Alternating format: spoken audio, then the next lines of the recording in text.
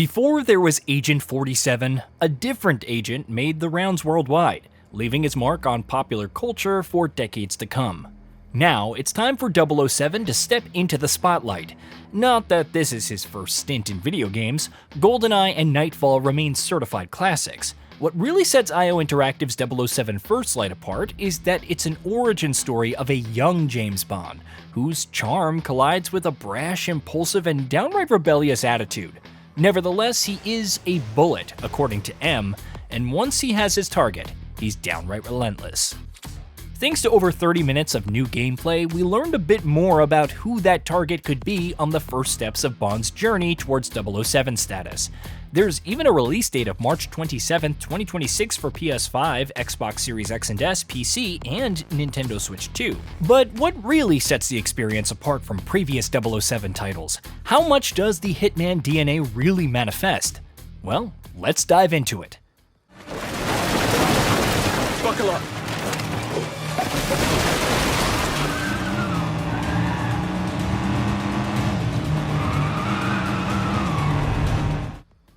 Young Rebel.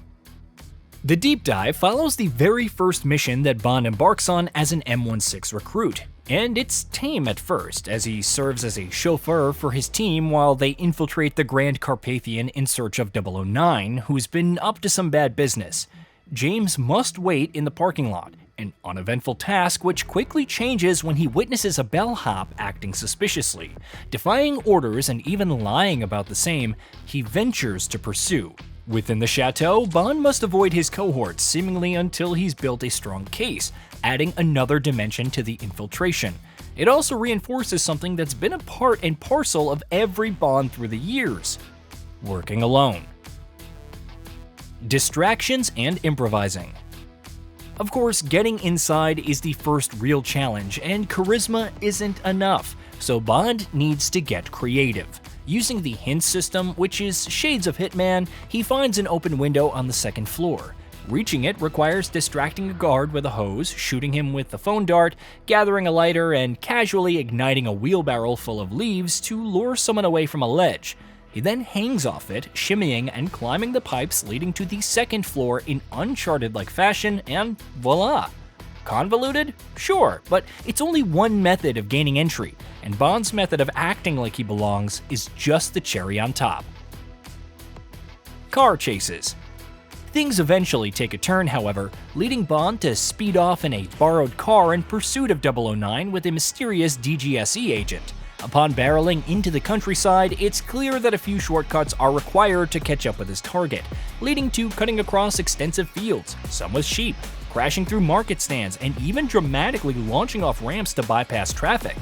Throughout all of this, the car is damaged in real time, with the bumper hanging off the back and finally falling off. I wouldn't count on this being anything more than cosmetic, but it is a nice touch. License to Kill and Destruction. Go! Grab the lift off now! You were warned.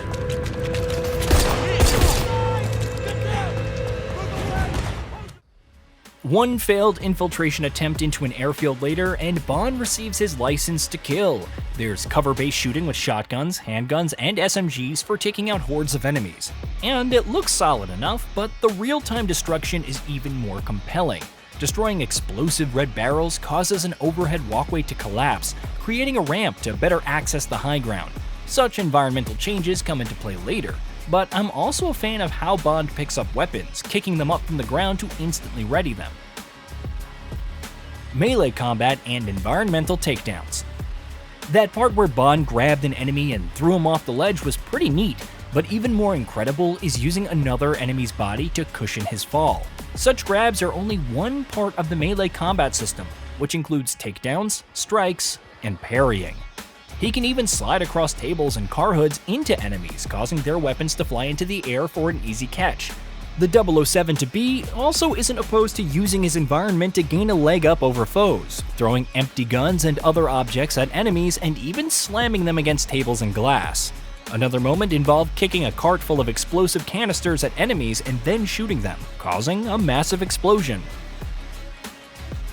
Blockbuster set pieces. Of course, 007 First Light is as much about those big blockbuster set pieces as anything else. As Bond mows through hordes of enemies to catch 009's plane, he somehow audaciously ends up inside an airport ladder vehicle. Driving alongside the plane, he grabs onto a hose and somehow climbs aboard the wing, fighting and throwing off enemies just before it takes off. Once on board, he can hack the plane's controls and tilt it left or right in real time. A group of baddies blocking his path? Tilting to the right causes various crates and a jeep to crush them against the side. A second group of baddies awaits? Tilt to the left, causing the crates to create an open space perfect for throwing enemies out of. Even when he fails to nab 009, Bond still manages a stylish escape, skydiving past crates and commandeering a parachute from an enemy, an obvious nod to the legendary scene from Moonraker. Seizing opportunities. Shifting gears, IO Interactive showcased the benefits of listening to NPC conversations and seizing opportunities. Infiltrating a gala in Kensington, London to pursue an assassin, Bond needs to make his way to the upper floors, which is impossible without a press badge. Fortunately, he overhears a journalist complaining about her cameraman being late. After learning the man's names, Bond returns as Mr. Rob Minkley, but he still has to obtain a camera, which can be done by using his phone dart as a distraction. This is only one example, as other opportunities may arise if you pay attention to the environment and converse with NPCs. Scanning with Bond's signature wristwatch is helpful in this regard, but that's not all it can do. Q gadgets. A key element of the 007 fantasy is the different gadgets that you can wield, and First Light is no exception. The wristwatch can cause mayhem in the skies, but its hacking is also great for creating diversions and luring away guards. It's equipped with a laser that can stun enemies and shoot down hanging objects like chandeliers, either creating a diversion or causing big damage, which becomes necessary when dealing with different armored threats. Bond also has smoke devices to confuse enemies, perfect for silent takedowns or just pickpocketing a target, and the aforementioned phone dart. You'll need batteries and chemicals to use them, which are present throughout environments, so careful scouting and surveying are key if you don't want to fight your way through. Bluff. One of my favorite elements from the gameplay showcase is the ability to bluff certain targets. By using focus, Bond can essentially sweet-talk his way out of a situation.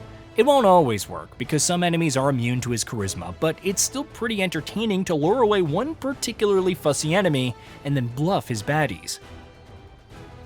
Mission replay and modifiers.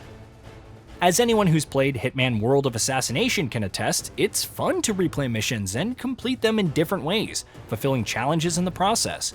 Based on the game's Steam listing, 007 First Light will offer something similar, with fans replaying their favorite missions with additional modifiers, and maybe discovering different ways to leverage Bond's many talents. Hey, did you know that we at GamingBolt upload new videos every day? Stick around, drop a like, subscribe, and hit that bell. And let us know what kind of content you'd like to see in the future with a comment below.